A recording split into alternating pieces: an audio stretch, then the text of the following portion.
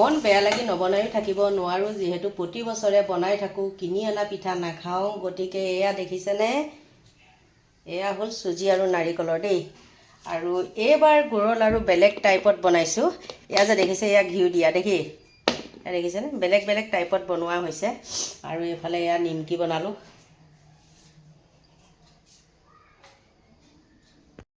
জুবিনবিহীন প্ৰথমটো বিহু চাবলৈতো নাযাওঁৱেই কিন্তু পিঠা পনা কেইটামানতো বনাবই লাগিব নহয় জানো সেই গতিকে পিঠা পনা কেইটামান বনাই আছোঁ আৰু সেইটো সময়তে কি হৈছে জানেনে মই মোবাইলটো লগাই নিউজ চাই আছিলোঁ আৰু নিউজ চাই থাকোঁতে এটা বস্তু চকুত পৰি পেলাই কি হৈছে মই আপোনালোকৰ ওচৰত ভিডিঅ'টো নিদিয়াকৈ নাথাকিলোঁ মোৰ লগত আপোনালোকৰ মতামত মিলে নে নিমিলে আপোনালোকে ক'ব কথাটো এনেকুৱা ধৰণৰ চাবুৱাৰ নিজ বাসগৃহত আলফা স্বাধীনৰ প্ৰাক্তন মেজৰ জেনেৰেল অৰুণোদয় অসম মানে আহি পেলাই আত্মসমৰ্পণ কৰিছে মানে উপস্থিত হৈছেহি গতিকে তাৰ মানুহে কি কৰিছে একদম শৰাই খলিতা লৈ পেলাই গামোচা চামোচা পিনাই তেওঁক আদৰণি জনাইছে তেওঁ বহুত ভাল কাম কৰি আহিছে যে আদৰণি জনাইছে আৰু এই তেনেকুৱা এছাম ধুৰন্ধৰ মানুহৰ কাৰণে আপাৰ আছামখন একেবাৰে তললৈ গৈছে গতিকে এইজনৰ যি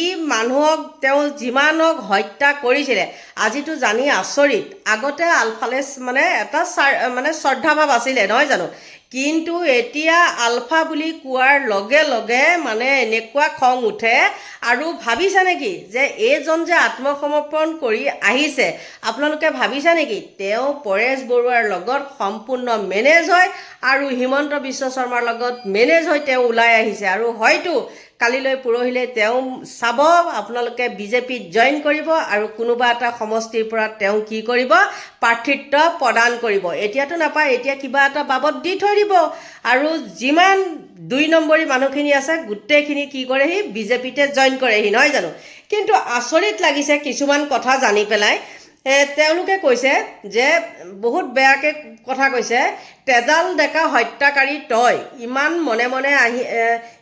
মনে মনে আহি আছিলি গমেই নিদিলি বাহ কাৰ মাতৃৰ বুকু উদং কৰিলি মানে সেইবিলাক খাও নালাগিব নেকি তই এতিয়া কোনটো দলত মানে জইন কৰিবি তাৰপিছত আকৌ লিখিছে এজনে অলপ দেৰিকৈ আহিলি নহ'লে কোনোবা ৰাজনৈতিক দলৰ হৈ নিৰ্বাচনী অৱতীৰ্ণ হ'ব পাৰিলি হয় একেবাৰে সঁচা কথা আৰু এতিয়াও যে নহ'ব তাৰ কোনো মানাই নাই গতিকে এইজন আহিছে চাব দেই সাংবাদিক আহিছে মুখতনো কি সুমুৱাই লৈছে মই থামলেনত এখন ফটো আপোনালোকক লগাই দিছোঁ চাওকচোন মুখখন দেখোন কেনেকুৱা কৰে অভদ্ৰ নিচিনা মুখৰ ভাজে তাৰ বেলেগ মুখৰ ভাজ চায়ো মানুহে বহুত নিজৰ মানে ব্যক্তিত্বখিনি ফুটাই তোলে আপোনালোকে চাবচোন তাৰ মুখৰ ভাজটোতে গম পায় যে সি এটা 2 নম্বৰী মানুহে চাবচোন বহুত মানুহে যেতিয়া কেমেৰাৰ আগত কথা কয় মুখৰ ভাজটোৱে চেঞ্জ হৈ যায় মুখৰ ভাজটো যেতিয়া চেঞ্জ হৈ যাব তেতিয়া আপোনালোকে জানিব যে এইটোৰ নিচিনা বা এইজনীৰ নিচিনা ধুৰন্ধৰ মানুহে নাই হয়তো মোৰো যদি মানে ভাজটো বেলেগ হৈ যায় মোৰ যিটো পিকচাৰ সেইটো যদি নহয় পেলাই মোৰ যদি মুখ চুখ এনেকুৱা বেকা হৈ যায় তেতিয়াহ'লে জানিব ময়ো একদম মহা ধুৰন্ধৰ মাইকী কৈ দিলোঁ আপোনালোকক আৰু মই যদি মিছাকৈ কৈছোঁ এই ধুৰন্ধৰটোৱে কেনেকুৱা মুখৰ ভাজ কৰিছে আপোনালোকে চাওকচোন মোৰ মানে সহ্য নহ'লে মই পিঠা লাড়ু চাড়ু বনাই আছোঁ আৰু যেতিয়া তাৰ ভাজটো দেখিছোঁ মোৰ মাথা গৰম উঠিছে তাৰপিছত মই ভাবিছোঁ নাই ভিডিঅ' এটা বনাবই লাগিব আৰু সেই পৰেশ বৰুৱা হওক আমাৰ বৰ্তমানৰ যিজন দেখিছে নহয় সৰ্বে তল ওপৰ কৰি থকা সেইজন আৰু এইজন লগ হৈ পেলাই তেওঁলোক এইবিলাক মিতিৰালি কৰি আহিছে আৰু কি কৰিব আপোনালোকে চাই থাকক গোটেই অসম শেষ আৰু অসম শেষ কৰা মেইন মানুহটোৱে হ'ল সৰ্বা বৰলা এই সৰ্বা বৰলাৰ কাৰণে গোটেই অসম চাৰখাৰ আৰু এই এটা গাদ্দাৰ সি লাইভতো উঠিব নোৱাৰে আপোনালোকে চাই থাকক গতিকে বন্ধু বান্ধৱীসকল আপোনালোকে চাওক এই ধুৰন্ধৰটোৱে মুখ বেকা কৰি কি ধৰণে কথাখিনি কৈছে অনুভৱ মানে ঘৰলেতো আহিলে ভালেই লাগে আৰু কিন্তু কথাটো হ'ল কি জীৱনে আমাক বিভিন্ন সময়ত বিভিন্ন পথত বিভিন্ন জেগালৈ লৈ যায় কিন্তু মৰমে আৰু ঘৰলৈ লৈ আহে কথাটো সেইটো হৈছে আৰু ভাল লাগিছে ইমান দিনৰ মূৰত নিজৰ বন্ধু বান্ধৱ আত্মীয় স্বজন ভাই ভনী ককাই সকলোকে লগ পাই পেলাই কিন্তু কিবা এটা কাৰণত সুখী হ'ব পৰা নাই। আৰু সাধাৰণতে যিটো হয় মানে যে আত্মীয় স্বজনক বহুত দিনৰ মূৰত লগ পালে যিটো উৎসাহ প্ৰকাশ কৰিব পৰা যায়, কিবা এটা কাৰণত ধৰি লওক ক'ৰবাত থমকি ৰৈছে, ক'ৰবাত বুকুত মানে এইটো ৰখি গৈছে আৰু বিভিন্ন কাৰণত। গতিকে কিনো ক'ম, আপোনাক সকলোলৈ ৰঙালী বিহুৰ শুভেচ্ছা জনালোঁ আৰু অসমৰ জনগণলৈও। কিন্তু এয়াই আৰু জীৱন, প্ৰাপ্তি অপ্ৰাপ্তি, খুব ভাগৰুৱা। মানে কথাটো হ'ল কি, শেষ ভালে চব ভাল বুলি কয় আৰু the and justify the main. কিন্তু মোৰ ক্ষেত্ৰত সম্ভৱ এইটো ইমান চুইট নহ'ল আৰু ইমানেই আৰু ক'ব লগাটো। আপুনি কণ্ঠকাকীৰ্ণ সংগ্ৰাম বুলি জানিও এইটো কথাত ভৰি দিছে। হয়। তাৰ পিছত আপুনি এই পথ এৰিলে, প্ৰধান কি কাৰণ ক'ব পাৰে? এটা শব্দত প্ৰকাশ কৰিবলৈ দিগদাৰী আচলতে। গতিকে এইটো এই মুহূৰ্তত আচলতে এইটো ক'ব পৰা অৱস্থাত মই নাই। আপুনি যেতিয়া ঘৰলৈ অহাৰ আগতে যুদ্ধ বিৰতি কৰি উভতি আহিছে, মূল সুঁতিলৈ যিটো তথাকথিত মূল সুঁতি বুলি কোৱা হয়, পৰেশ অসমে তাৰপিছত আপোনাৰ লগত যোগাযোগ হৈছেনে? নাই, ছাৰৰ মোক কোনো যোগাযোগ হোৱা নাই। ইনফেক্ট ছাৰৰ লগত বুলিয়ে নহয়, মই মাজে সময়ে ঘৰৰ কাৰোবাৰ লগত এবাৰ দুবাৰ যোগাযোগ কৰাৰ বাহিৰে মই বেলেগ কাৰোৰ লগত যোগাযোগ কৰা নাই। আমি মাজতে আপোনাক লগ পাইছিলোঁ, আপোনাৰ যেতিয়া আহিছিলে আপুনি, তাৰপিছত আপুনি বহুদিন ঘৰত নাছিলে।